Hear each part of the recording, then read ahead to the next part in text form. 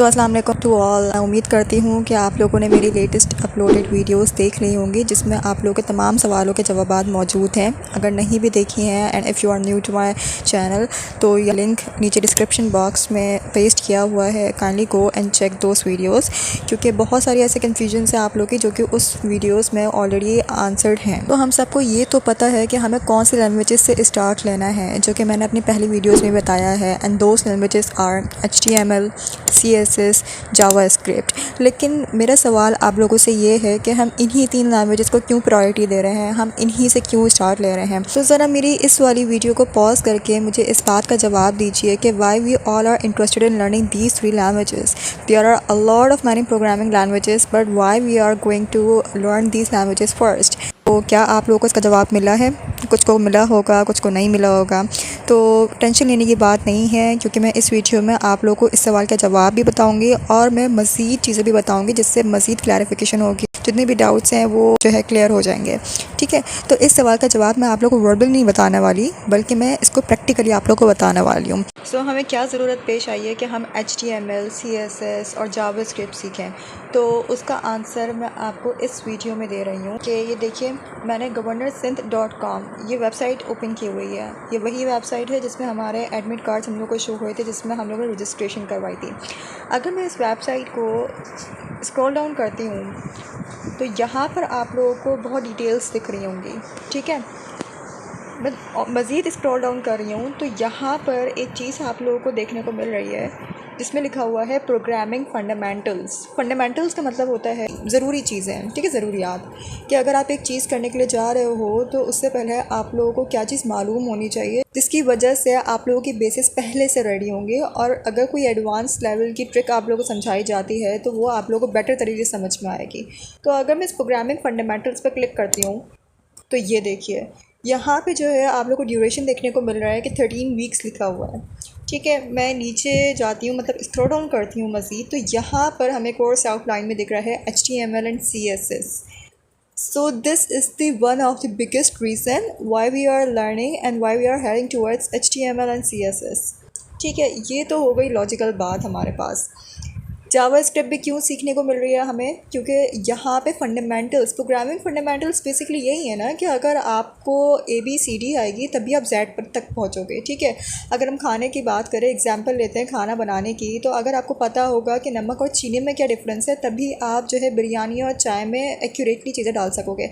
ऐसा ना हो कि आप लोग जो है चीनी और नमक का डिफरेंस ही नहीं पता और आप लोग जो है बिरयानी में नमक की जगह चीनी डाल रहे हो और चाय में चीनी की जगह नमक डाल रहे हो। ठीक है, यहाँ पर एक वर्ड लिखा हुआ है एक्मा स्क्रिप्ट। ये वैसे इस वीडियो का पार्ट है नहीं, लेकिन मैं आप लोगों को फिर भी बताती चल रही हूँ क्योंकि ये सामने नज़र आ रहा है हम लोगों को। तो इस एक्मा, इसको पढ़ेंगे हम ECMA। ECMA will be pronounced as Ecma. तो एक्मा स्क्रिप्ट का क्या मतलब है? JavaScript is basically a programming language. We are focusing towards Java, HTML and CSS right now.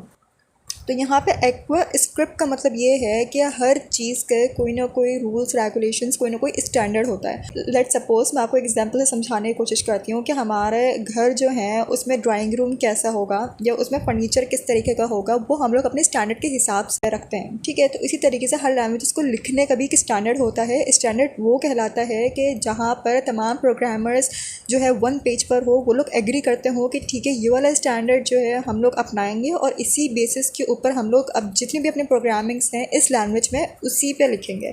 तो जावा स्क्रिप्ट में जो स्टैंडर्ड यूज़ किया जाता है जिस पे तमाम प्रोग्रामर्स जो हैं इत्तेफाक करते हैं, तो उस स्टैंडर्ड को हम लोग एक्मा कहते हैं। So coming back to my point कि HTML, CSS and JavaScript in these all are programming languages. And what is programming? Programming is a way of communication from a person to a computer. Like अगर हम लोग को computer से बात करनी हो तो हम लोग प्रोग्रामिंग लैंग्वेजेस का यूज़ करते हैं। अब डिफरेंट चीज़ों के लिए डिफरेंट प्रोग्रामिंग लैंग्वेज होती है। अगर मैं बात करूँ, कोई डाटा साइंटिस्ट है या कोई डाटा साइंस में इंटरेस्ट रखता है, अगर वो डाटा साइंसेस पढ़ने के लिए जाता है तो उसे जो है डिफरेंट लैंग्वेज सीखनी पड़ेगी। उस लैंग्वेजेस में क्या क्या हमारे पास आ सकती है, जैसे पाइथन आ सकता है, मैटलैब आ सकती है, R आ सकती है। ठीक है, इसी तरीके से हमारे पास हर डिफरेंट कामों के लिए, जैसे सॉफ्टवेयर इंजीनियर है तो वो जो है दूसरी लैंग्वेजेस पे फोकस कर रहा होगा। अगर आप लोगों को शौक़ है गेम्स बनाने का होगा तो वो जो है डिफरेंट लैंग्वेजेस पे फोकस कर रहे होंगे।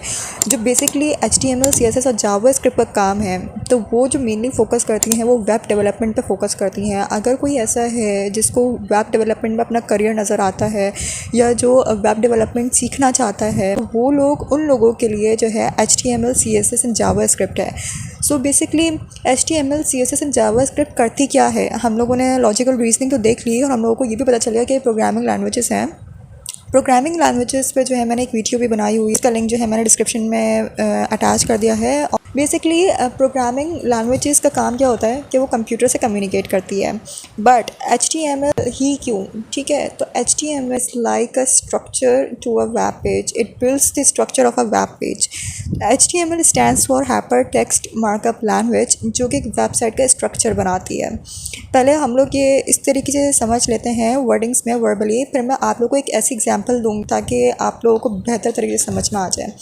अगर मैं CSS की बात करूँ तो CSS क्या करती है, CSS stands for cascading style sheet, यानी आप लोगों की जो भी ब्यूटिफिकेशन होगी, जो भी खूबसूरती होगी वो आप लोग CSS के थ्रू जो है अपनी वेबसाइट्स पे डाल रहे होगे।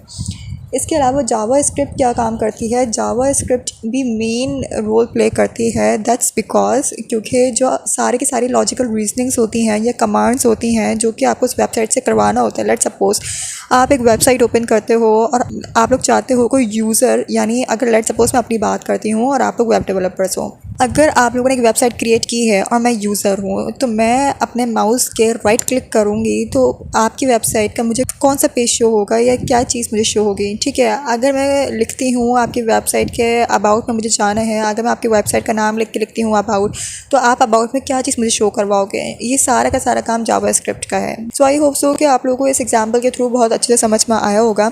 लेकिन हर लैंग्वेजेस, यानी मैं सिर्फ HTML CSS और जावास्क्रिप्ट की बात नहीं करूँगी, हर लैंग्वेजेस को लिखने का कोई ना कोई तरीका है। जिस तरीके से हम उर्दू इंग्लिश बोलते हैं, इंग्लिश में क्या रूल्स एंड रेगुलेशंस हैं, उन रूल्स एंड रेगुलेशंस को क्या कहा जाता है, ग्रामर कहा जाता है। उसी तरीके से हर प्रोग्रामिंग लैंग्वेजेस में कुछ ना कुछ रूल्स और रेगुलेशंस होते हैं। HTML के अलग है, जावास्क्रिप्ट का अलग है। जावास्क्रिप्ट का स्टैंडर्ड मैंने आप लोगों को पहले भी बता दिया है, that is known as ECMA, ठीक है। इसी तरीके से हर लैंग्वेजेस के स्टैंडर्ड्स हैं, तो उस रूल्स और रेगुलेशंस को हम लोग प्रोग्रामिंग लैंग्वेज या कोडिंग लैंग्वेज में क्या कहते हैं, उसको कहते हैं सिंटैक्स, ठीक है। रूल्स और regulations of writing a programming language is known as syntax.